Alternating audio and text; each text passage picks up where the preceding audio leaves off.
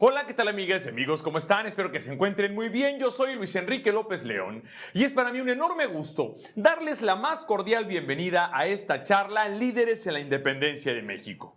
En este día en que nuestro país está de fiesta, pues celebra un aniversario más de la madrugada del 16 de septiembre de 1810, cuando dio el inicio del movimiento que terminaría siendo la independencia de México. Antes de que otra cosa suceda, recuerden dejar su like y su comentario en esta transmisión, además de compartirla para que otras personas tengan la oportunidad de conocer esta información que seguramente habrá de añadirles valor. Será un ejercicio pequeño, solo con la intención de reconocer el liderazgo de quienes lo hicieron posible. Así que sin más ni más, vamos a pasar unos cuantos minutos juntos, así que de una vez, iniciemos.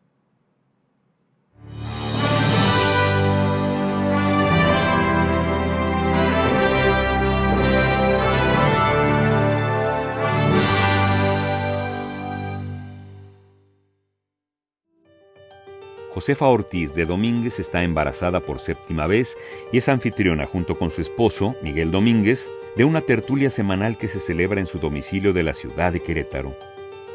Discuten la creación de un gobierno autónomo en la Nueva España y convienen en que, para lograrlo, solo hay una vía: la insurrección. Un capitán del regimiento de dragones de la Reina, Ignacio Allende, es impulsor de esa junta secreta. Tiene en mente un levantamiento de las clases medias criollas con militares disciplinados a la cabeza.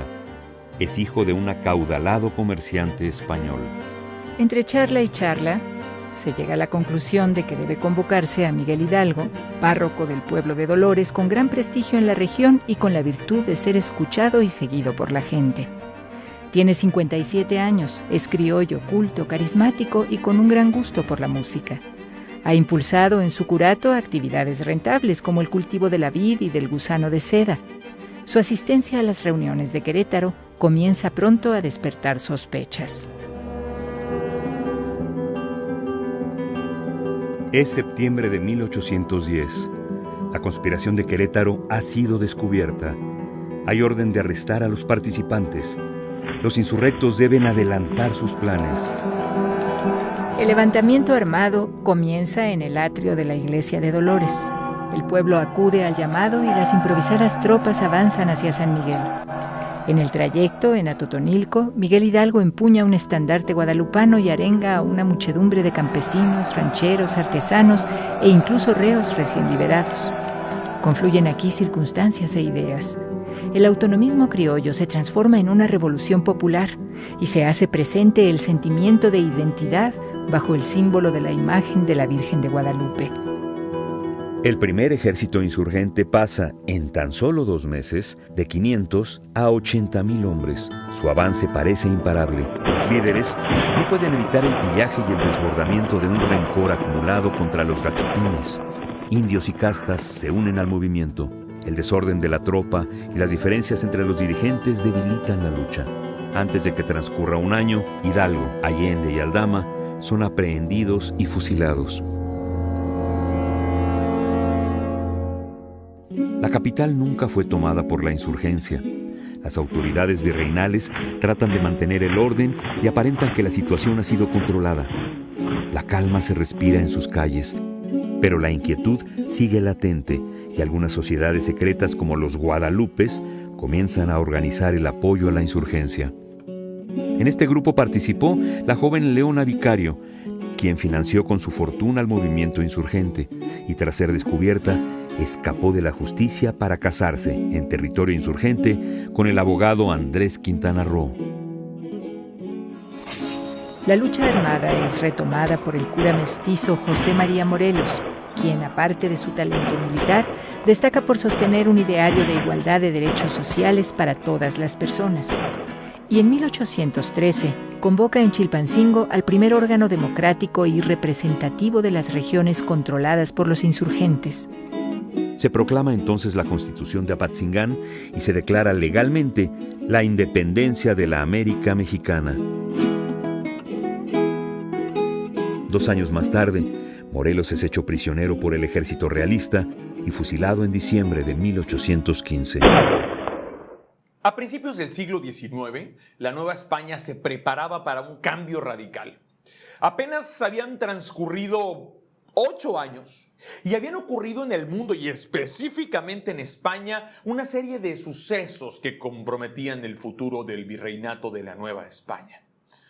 Contando el fracaso del Ayuntamiento de la Ciudad de México en 1808, la conspiración de Valladolid en 1809, todas esas cosas solo evidenciaron que la inconformidad en la Nueva España crecía y que pese a la represión, algunos grupos continuaban conspirando en estos territorios. Fue poco menos de un año después, en 1810, cuando en Querétaro y en algunas otras ciudades cercanas como San Miguel el Grande, continuaban experimentando y viviendo conspiraciones con la protección del corregidor Juan Domínguez. Recordemos que la figura del corregidor era la de ser representante del rey en las diversas provincias. Y con esa protección de Juan Domínguez, Ignacio Allende, quien ya había participado en la conspiración de Valladolid, y Juan Aldama estaban liderando una nueva conspiración, ahora con la participación de Mariano Abasolo y de otros personajes. Viéndolo desde la perspectiva de liderazgo, podemos apuntar que Allende era un líder visionario, que, como dice Stephen Covey en Los 7 hábitos de la gente altamente efectiva, comenzó con el fin en mente. Sabía que el suyo no era un plan en papel, sino que estaba decidido a dirigir el equipo que movería al pueblo a lograr el objetivo de liberarse del yugo que los oprimía. No sabía Allende, muy probablemente Allende no sabía si el movimiento que pretendía dirigir terminaría siendo la independencia, pero sí buscaba la libertad. Allende conocía sus fortalezas y conocía sus debilidades. Sabía que podía controlar el aspecto militar, pero tenía ciertas debilidades en cuanto a carisma y comunicación efectiva ante las personas. Porque las fuentes apuntan que era una persona fácil de tratar, pero en esta ocasión me estoy refiriendo a la comunicación hacia las masas. Como buen líder, Allende supo que si intentaba enfocarse en mejorar esas debilidades suyas para estar en condiciones de representar a la causa, pues todo eso le haría perder un tiempo precioso. Y la verdad es que no pasaría de llegar a un nivel intermedio en esas capacidades. Ignacio Allende conoció esta importantísima cualidad en el trabajo en equipo: la importancia de reconocer las fortalezas y debilidades de quienes lo integran. Aquí se encuentra uno de los principios fundamentales del liderazgo. 1 es un número demasiado pequeño para lograr la grandeza. Y este podemos encontrarlo en las 17 leyes incuestionables del trabajo en equipo de John C. Maxwell. Un proverbio chino dice que detrás de una persona talentosa hay otra persona talentosa. Y la verdad, amigas y amigos, es que en el corazón de toda gran conquista hay un equipo. Y la cuestión no es si los equipos son importantes o no. Me queda claro que los equipos son importantes. Aquí la cuestión es si reconocemos, como Allende, que son importantes, y si nos esforzamos por llegar a ser los mejores miembros de un equipo. Por eso es que uno es demasiado pequeño para hacer grandes cosas. Solos, ni tú ni yo podemos hacer nada realmente importante. Esa es la ley de lo trascendental. Allende, con la asesoría de sus compañeros, un equipo donde ya estaba integrada Josefa Ortiz, esposa del corregidor Juan Domínguez, y que es un punto fundamental en el grito de independencia. Ahorita vamos a ver un pequeño video que nos va a orientar al respecto de eso. Allende, con la asesoría y la coordinación del equipo, tenía muy clara la necesidad de un liderazgo que los representara, alguien que pudiera legitimar el movimiento ante los distintos estratos sociales, pero sobre todo ante el pueblo. Y era indispensable que tuviera el carisma necesario para reunir a la gente. Y en una evaluación de liderazgos, eligieron a una persona que conocía muy bien la ley del tope, Miguel Hidalgo. Antes de conocer la ley del tope, vamos a ver este pequeño video de introducción a la biografía de Miguel Hidalgo, gracias a las instituciones públicas y organizaciones de la sociedad civil que han hecho posible esas crestomatías mediante las cuales habremos de orientarles a ustedes sobre la vida de estos personajes en estos pequeños videos. Adelante. Miguel Hidalgo y Costilla nació en 1753 en la hacienda de Corralejo, el segundo de los hijos del administrador Cristóbal Hidalgo. En Valladolid, hoy Morelia, inició los estudios eclesiásticos a los 12 años. Y en 1770 obtuvo el grado de bachiller en artes y de bachiller en teología. Más adelante se ordenó sacerdote. Durante casi 20 años, Hidalgo se dedicó al magisterio y llegó a ser rector del Colegio de San Nicolás. Y en 1803, ya con 50 años, llegó a la parroquia de Dolores. A principios del siglo XIX, España necesitaba más recursos para la guerra contra Inglaterra. En 1804, el rey decretó la consolidación de vales reales, que convirtió las deudas con la Iglesia en deudas con la corona y además exigió su pago inmediato. Hidalgo tenía hipotecadas sus tierras y ante la imposibilidad de pagar, se ordenó su embargo. La invasión de Napoleón Bonaparte a España provocó en 1808 una crisis de legitimidad en el gobierno del Imperio Español. Ese mismo año, el Ayuntamiento de la Ciudad de México y un grupo de conspiradores, en 1809 en Valladolid, propusieron la autonomía de la colonia, pero sus intentos fueron reprimidos. En 1810, en Querétaro, surgió una nueva conspiración. Algunos de sus participantes no buscaban ya solo la autonomía, sino la plena independencia de Nueva España. Hidalgo era uno de ellos. Descubierta la conspiración, los acontecimientos se precipitaron. Hidalgo decidió actuar enseguida. Aquí no hay más recurso que ir a cazar gachupines. El 16 de septiembre dio el grito de independencia, apresó a los españoles y liberó a los reos. En Atotonilco tomó el estandarte de la Virgen de Guadalupe y comenzó su marcha por el Bajío. Fue a Guanajuato acompañado de decenas de miles de campesinos e indígenas, además de unos cuantos cuerpos del ejército comandados por Ignacio Allende y Juan Aldama. Ahí, la matanza de la Alhóndiga de Granaditas, donde más de 300 peninsulares fueron asesinados, provocó que muchos criollos, que podrían haber favorecido la causa, se volvieran contra ella. Mientras tanto, el ejército insurgente de Hidalgo siguió creciendo. Cada vez era más difícil controlar a las casi 80,000 personas que lo seguían. La batalla del Monte de las Cruces fue un triunfo costoso. Además de las pérdidas en muertos y heridos, vino la decepción entre muchos de los insurgentes por no haber tomado la Ciudad de México. Esta fue quizás la decisión más difícil del recorrido militar de Miguel Hidalgo.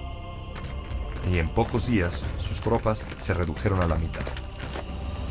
En Aculco, con 50,000 hombres menos, sufrió una gran derrota contra el general Félix María Calleja. Los jefes de la insurgencia se separaron. Allende se fue a Guanajuato e Hidalgo se retiró por caminos extraviados hasta Guadalajara, ciudad que fue tomada por otro grupo insurgente. Aquí no solo rehizo su ejército, sino que pudo gobernar una de las jurisdicciones más importantes del virreinato. En Guadalajara recibió el título de Alteza Serenísima y gobernó con plena autoridad. Promulgó varios decretos, el más importante sobre la abolición de la esclavitud. Pero en medio de aquel brillo había sombras, no solo una conspiración para asesinarlo en la que participó el propio Allende, sino su condescendencia con la masa, que lo llevó a ordenar la ejecución a sangre fría de más de 200 peninsulares inocentes, muchos de los cuales ni siquiera estaban presos, sino supuestamente bajo su protección.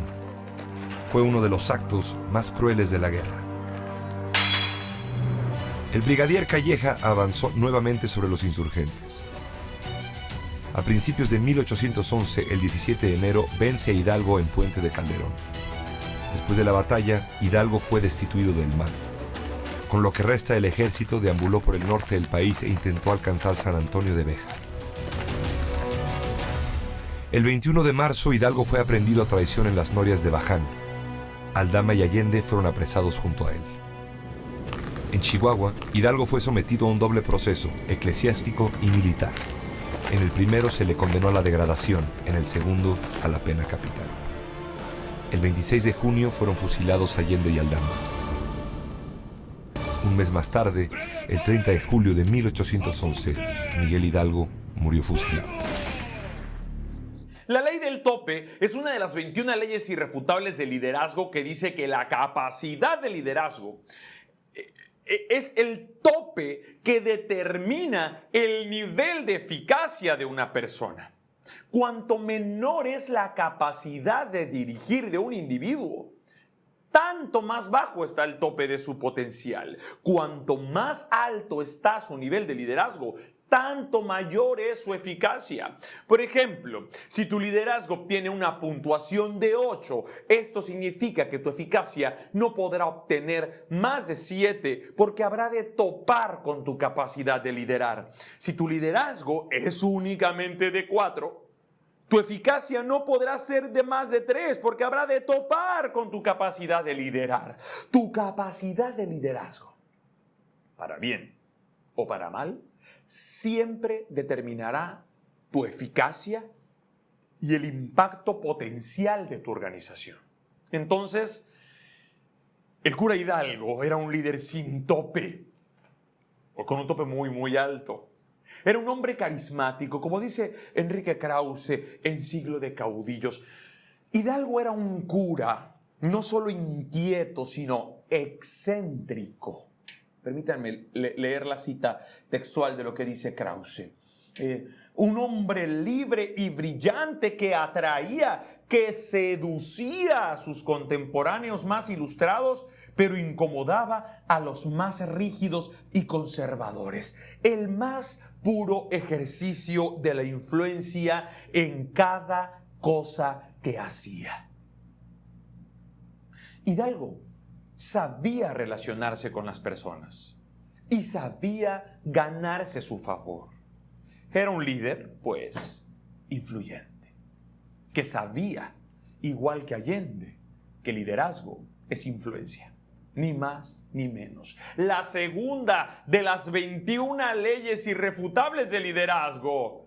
Dice John Maxwell que quien se cree líder y no tiene seguidores solamente está dando un paseo. Allende sabía que si no podía influir en otros, no lo seguirían.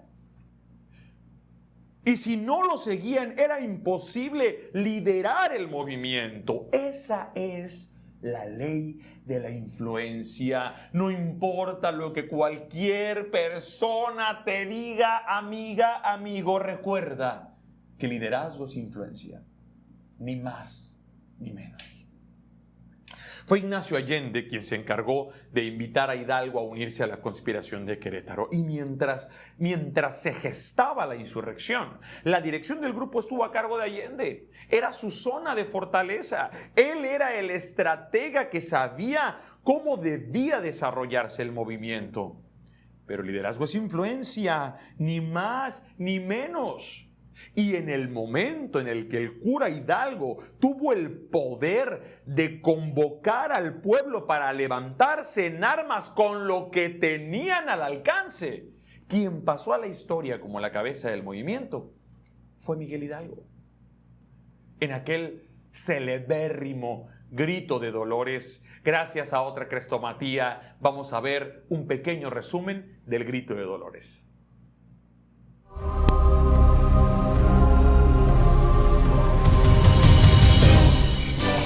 Eran las 5 de la mañana del 16 de septiembre de 1810, cuando don Miguel Hidalgo y Costilla dio el primer paso para lograr la independencia de México, con lo que ahora orgullosamente celebramos como el grito de Dolores. Mexicanos, ¡Viva México! ¡Viva la Virgen de Guadalupe! ¡Viva Fernando VII! ¡Muera el mal gobierno! Quizás les suene extraño o les sea desconocido ese Viva Fernando VII que registra la historia como parte de la arenga de Miguel Hidalgo al pueblo de Dolores. Pero fue cierto. Y para explicarlo, vamos por partes. Para empezar, la idea de independizarse de España entusiasmaba por igual a los criollos y mestizos, ricos o pobres, y más a los indígenas, porque ya nadie quería compartir la riqueza de su tierra, la Nueva España, con los españoles peninsulares, a quienes despectivamente llamaban gachupines. Es que estos, por mandato del rey de España, ostentaban todo el poder político, que también privilegiaba a sus paisanos en la posesión de las principales riquezas del país, y esto provocaba grandes injusticias sociales.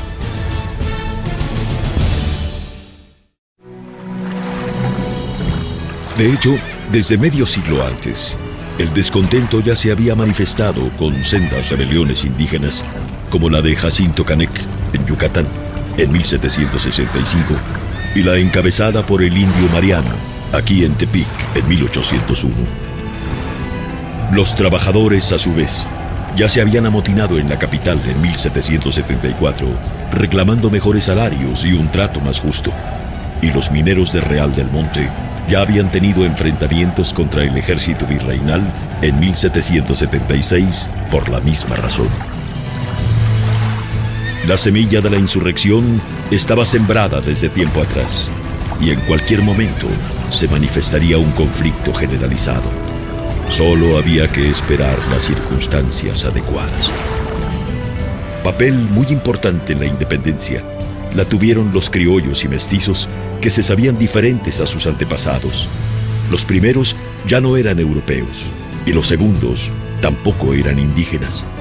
Así que juntos buscaron una nueva identidad y la encontraron al asimilar la cultura nativa para crear una propia. Ambos, enormemente orgullosos de la tierra donde habían nacido, fundaron el sentimiento de ser americanos.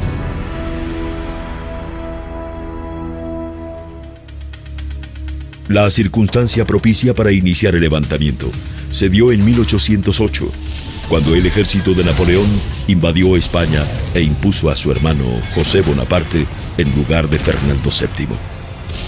De ese modo, los españoles estaban más ocupados en su propia independencia que en seguir cuidando los territorios conquistados años atrás. Así, al enterarse de la invasión francesa, los insurgentes mexicanos aprovecharon para promover el movimiento de la independencia en todo el país, que iniciaría a finales de septiembre. Todos sabemos lo que pasó. Por aviso de la corregidora de Querétaro, doña Josefa Ortiz de Domínguez, Hidalgo se enteró de que la revuelta había sido descubierta, y en la madrugada del domingo 16 de septiembre de 1810, después de liberar a los presos y despertar a toda la población, dio el grito de Dolores e inició la lucha para darnos libertad. Patriotas, hemos sido traicionados. Aquí no hay más recurso que tomar las armas e ir a matar gachupines.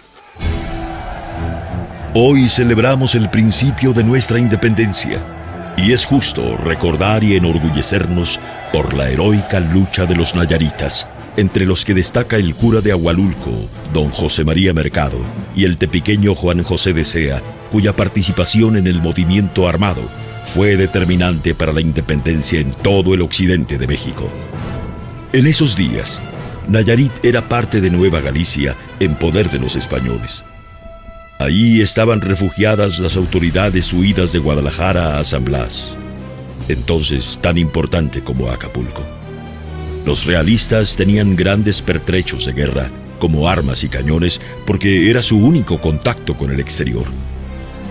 Para iniciar su participación en la gesta heroica, el 20 de noviembre de 1810, José María Mercado tomó la ciudad de Tepic, colocando una bandera blanca en la loma como símbolo de triunfo, e inmediatamente partió hacia San Blas con un ejército de 600 indígenas armados con 6 cañones, flechas, hondas, lanzas, piedras, palos y unos cuantos fusiles. Fue con estas palabras como el mismo cura Mercado informó a Hidalgo la toma del puerto. Tengo el honor y la satisfacción de haber sitiado, rendido y tomado, en nombre de vuestra excelencia serenísima, la plaza más fortalecida de toda la Nueva Galicia y acaso de toda la América, defendida por más de 60 cañones y con 500 europeos resueltos a defenderse hasta morir. Sí, la he tomado para nuestra causa en menos de 3 días, sin derramar una gota de sangre.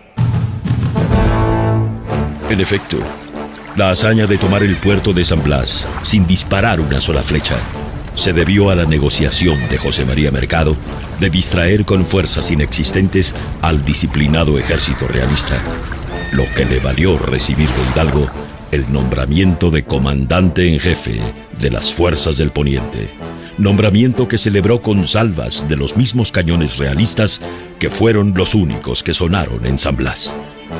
Además de la importancia geográfica de este triunfo militar, Mercado fue reconocido por Hidalgo y las fuerzas insurgentes por todas las armas que recibieron enviadas por Mercado bajo el cuidado del tepiqueño Rafael Maldonado. ¡Qué hombre tan tenaz es José María Mercado! No obstante el obstáculo de las profundas e intransitables barrancas de la sierra, nos ha hecho llegar para nuestra causa 43 cañones de bronce, de distintos calibres, fundidos en el Perú y España. Por las vicisitudes y altibajos que todo conflicto armado implica, poco después, el puerto de San Blas fue recuperado por los realistas, por lo que el 31 de enero de 1811, el insurgente don José María Mercado resbaló por el acantilado del Cerro de Basilio, hoy Contaduría, antes que ser tomado prisionero. Así, una gloriosa página de la historia patria fue inmortalizada en Nayarit. Pertenece a la historia de nuestra independencia, la que hoy celebramos en Tepic, y con todo el orgullo mexicano, a 199 años de su comienzo. Nayarit es México, y todos somos Nayarit.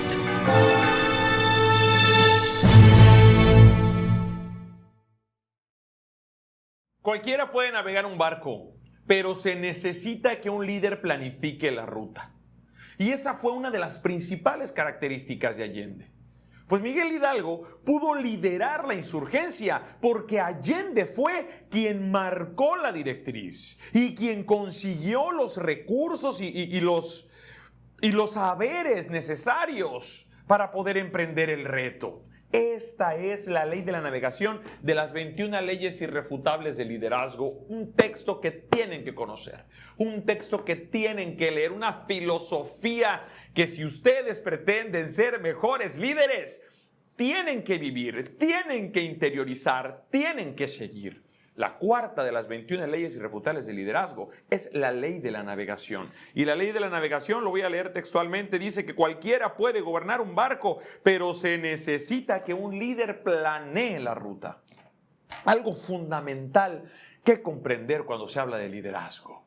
Ese es el porqué de cuando ves una organización que pareciera que puede caminar sola. Porque cada quien hace lo que le corresponde. Ese es el resultado de un buen liderazgo. Porque la única manera de hacerse indispensable en una organización es que la equipes tanto como para que puedan prescindir de ti y entonces no prescindirán de ti. Es la ley del otorgamiento de poderes, hablando más de las 21 leyes irrefutables de liderazgo. Utilizadas en esa ocasión únicamente como base para poder contextualizar y legitimar en lo que dice el gurú número 1 del liderazgo en el mundo, las cualidades que tuvieron estos personajes de la historia de nuestro país. Pero ¿por qué Miguel Hidalgo logró mover a las personas a una lucha en la cual, y lo sabían, muchas de ellas morirían?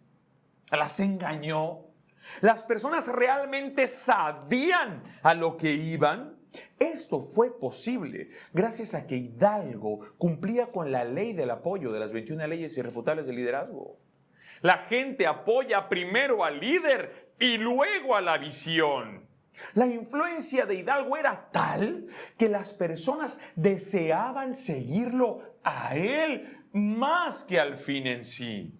Las personas se sentían movidas por la seguridad y la convicción de su líder y asumieron las consecuencias.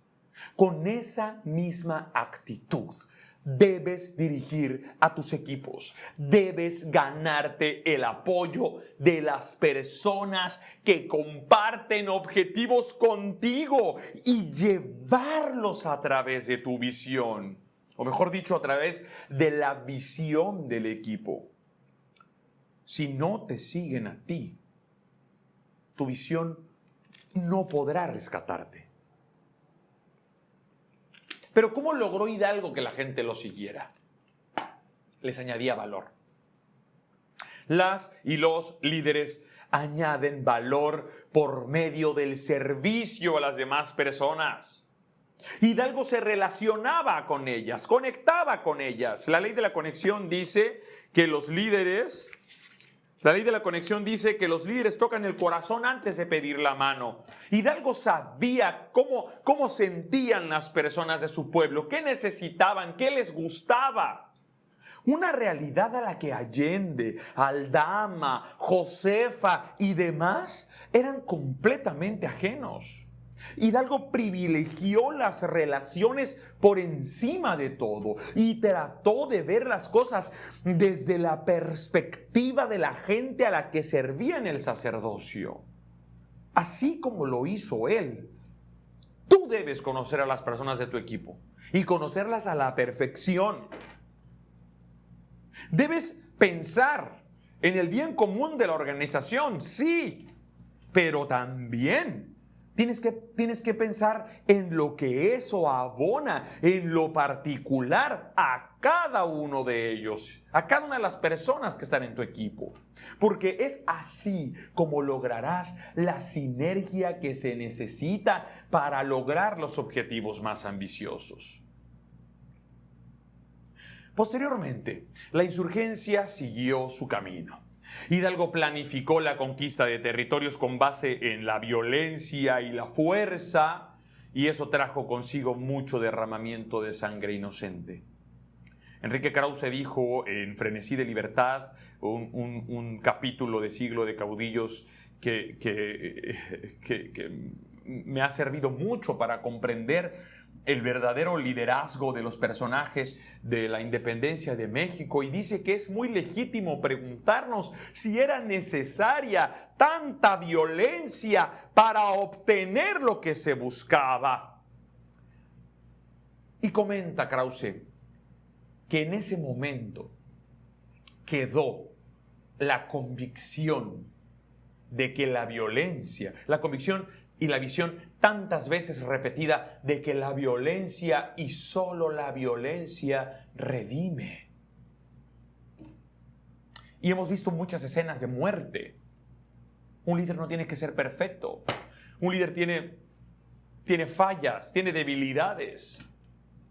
El plan de Hidalgo era motivar al pueblo con la reivindicación de todo lo que les pertenecía y que abusivamente habrían tomado para sí los españoles. Y ese plan le funcionó por un tiempo.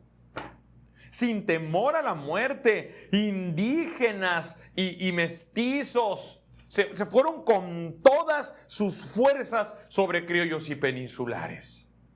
Pero Hidalgo ciertamente olvidó la meta. La meta era librarse de un yugo opresor y no saquear familias en las ciudades y pueblos que visitaban. Esa indisciplina provocó que degenerara el movimiento y después de discordias y de improvisaciones provocó la captura y la muerte de sus líderes. Sin embargo, estuvo presente otro líder sin tope, José María Morelos. Aún sin haber recibido formalmente el nombramiento de sustituto de Hidalgo y de Allende, Morelos supo que existiría un vacío de liderazgo si no se tomaban las riendas del movimiento al que él ya se había incorporado, aunque aún cuando Hidalgo ni sabía que Morelos había iniciado o se había introducido al movimiento. Había sido discípulo de Hidalgo. De hecho, coincidieron en algún momento de sus vidas. Pero las comunicaciones que tuvieron durante la insurgencia habían sido mínimas.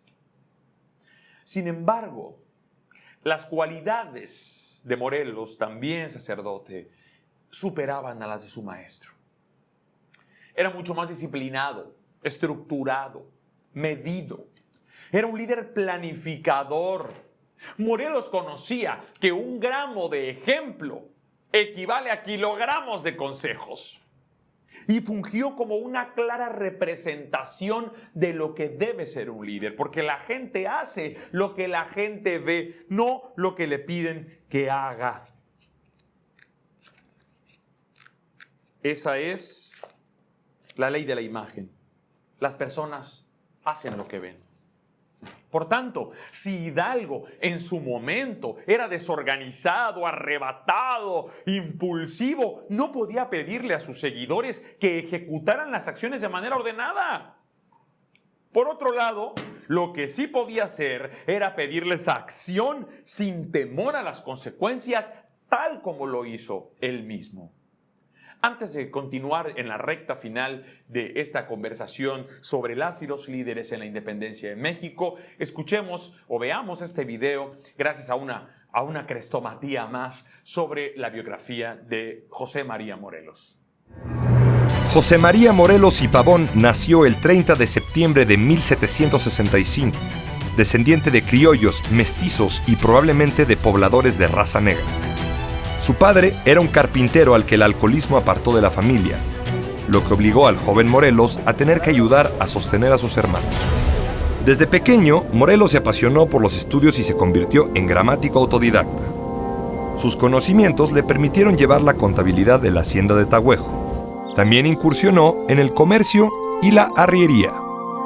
En 1789 se inscribió en el Colegio de San Nicolás de Valladolid, donde Miguel Hidalgo era rector, para seguir la carrera religiosa.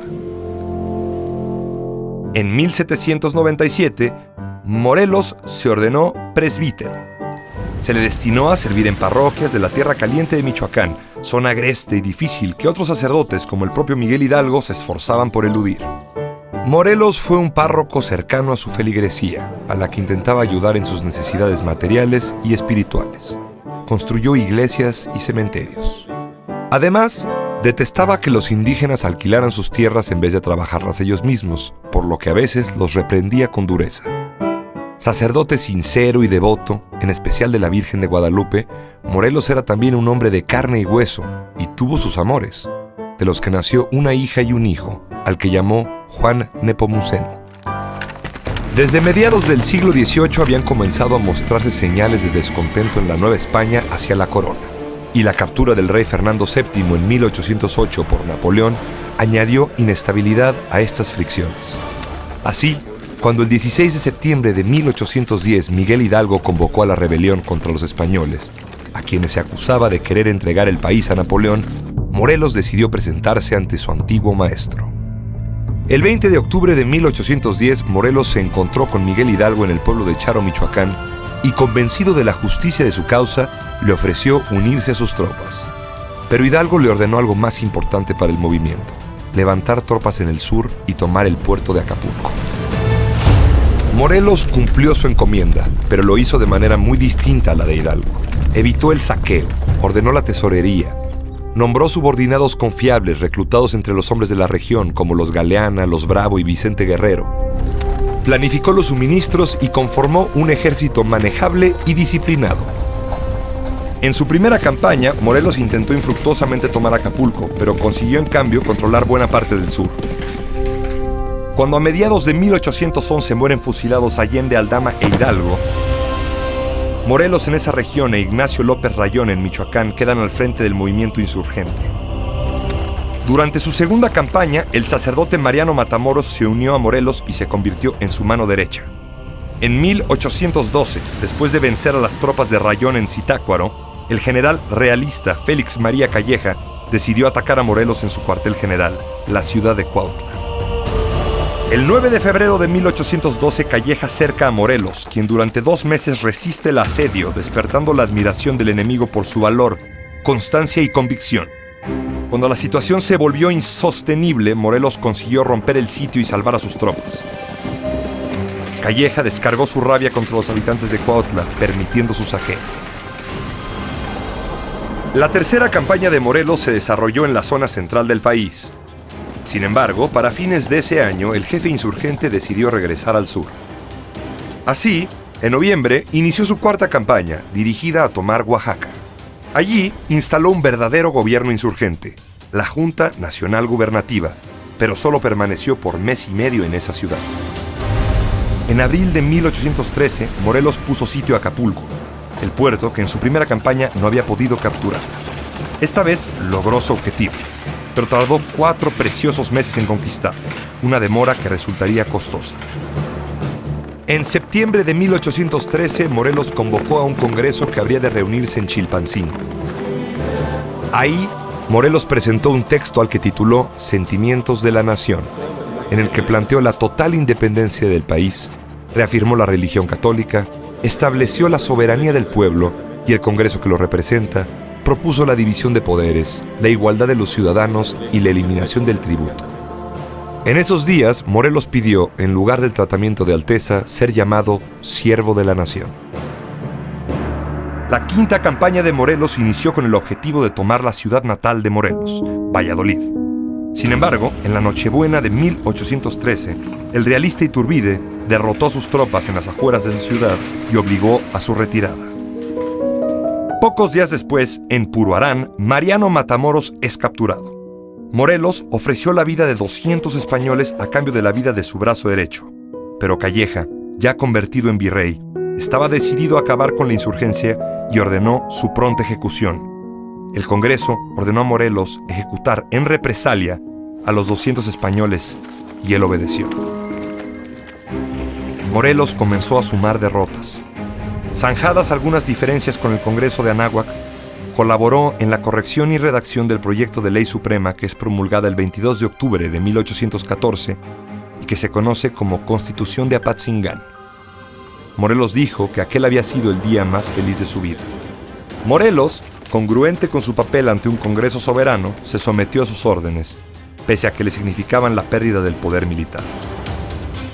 En esta situación, protegiendo el traslado de los diputados, Morelos fue capturado al intentar socorrer a un soldado insurgente por Matías Carranco y conducido ante Manuel de la Concha el 5 de noviembre de 1815. Morelos fue juzgado por las jurisdicciones unidas, eclesiásticas, inquisitoriales y militares. Se le acusó de alta traición a la patria, a Dios y al rey. Condenado a la degradación de su sacerdocio y a la pena capital, temeroso de morir sin el auxilio de los sacramentos, Morelos aceptó firmar su retractación y ofreció incluso presentar un plan de pacificación e indicar los lugares en que se escondían armas y pertrechos. El gobierno virreinal decidió hacer del cumplimiento de estas sentencias un espectáculo que sirviera de escarmiento a otros insurgentes. Así, en la capilla de la Inquisición se le degradó públicamente, vestido con ropas ridículas, pronunciando el obispo las palabras humillantes, como a hijo ingrato, te echamos de la herencia del Señor. El 22 de diciembre de 1815, Morelos fue conducido en un coche de caballos al pueblo de Catepec. A las 4 de la tarde se cumplió la sentencia de muerte. El único beneficio que se le otorgó fue darle sagrada sepultura y no exhibir sus restos públicamente. Morelos supo dónde estaba parado, porque la primera responsabilidad de un líder es definir la realidad. Y es que una de las trampas que pueden detener a líderes en potencia es el deseo de enfocarse en una visión al punto de sacrificar el enfrentarse a la realidad. Pero los líderes buenos son visionarios y son realistas. La ley del marcador de las 17 leyes incuestionables del trabajo en equipo dice que el equipo puede hacer ajustes cuando sabe dónde está parado. En otras palabras, la realidad es el fundamento de todo cambio positivo. Si uno no enfrenta la realidad, entonces no va a ser capaz de hacer los cambios que sean necesarios. Y Morelos lo hizo al asumir el liderazgo de la insurgencia. Supo que había cosas que no estaban marchando como debían. Supo que había cambios que hacer, pero para poder llegar a este punto, pero para poder lograrlo, tuvo que definir la realidad. Y aquí es importante destacar que Morelos fue un indiscutible líder siervo. Y lo repito como lo dije hace un momento, los líderes añaden valor mediante el servicio a los demás. Y Morelos fue un hombre que se preocupó por su gente y a la que procuró las mejores condiciones. Tuvo momentos de crisis que realmente desafiaron su liderazgo. Yo creo que uno de los más dolorosos es el sitio de Cuautla, cuando al defender esta plaza estratégica para la defensa, los realistas literalmente sitiaron a las tropas de Morelos durante 72 días. Y ahí, amigas y amigos, la influencia del líder fue fundamental para mantener firme la intención de la causa. En medio de la muerte, el hambre, la desesperación por el hacinamiento, Morelos nuevamente definió la realidad y se dio. La ley del sacrificio, de las 21 leyes irrefutables del liderazgo, estoy seguro que terminando esto van a entrar a Amazon y van a pedir este libro. Un líder debe ceder para subir. La ley del sacrificio lo dice. Morelos lo hizo. Privilegió la integridad de las personas por encima de cualquier otra cosa. Amigas y amigos, durante más de 10 años se prolongó la lucha por la independencia de México, donde más líderes tuvieron un protagonismo interesante. Además de que representaron las cualidades que un líder requiere para un propósito tan ambicioso como el de liberar a un país. Pero en otra ocasión hablaremos de ello.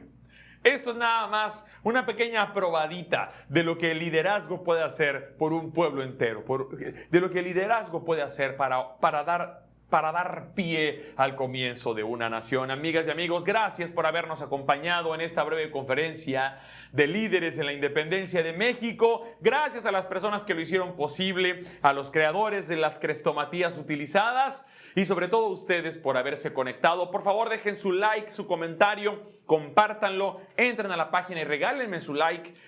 Y contáctense conmigo al 61 22 14 18 82. 61 22 14 18 82. Mándenme un WhatsApp, visiten mi sitio web www.intencionalmexico.com.